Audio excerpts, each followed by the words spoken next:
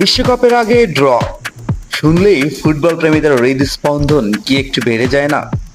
বিশ্বকাপে যাওয়ার আগে একটি দেশের আত্মবিশ্বাস অনেকটুকুই নির্ভর করে এই ড্রয়ের উপর। কোন দল কোন গ্রুপে পড়লো, কোন দলের পথ কতটা সহজ বা কতটা কঠিন হলো, সবকিছুর ফয়সালা তো এখানেই হয়ে থাকে। আগামী বছরে 11ই জুন শুরু হবে ফুটবল মহাযজ্ঞ।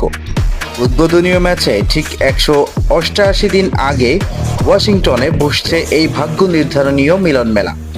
যেসব দেশ এর মধ্যে বিশ্বকাপের টিকিট নিশ্চিত করে ফেলেছেন তাদের জন্য এই এক রোমাঞ্চকর অপেক্ষা।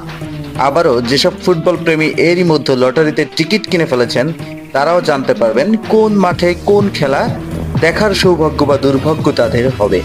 5ই ডিসেম্বর ওয়াশিংটনে কেনেডি সেন্টারে অনুষ্ঠিত হবে ড্রয়ের অনুষ্ঠান। ফিফা কোথায় এবং কখন এটা পরিচালনা করবেন সেটাও বলে দিবে। ফিফা এটাই বলেছে, আগামী শুক্রবার 5ই ডিসেম্বর ওয়াশিংটনে কেনেডি সেন্টারে অনুষ্ঠিত হবে ড্রয়ের অনুষ্ঠান।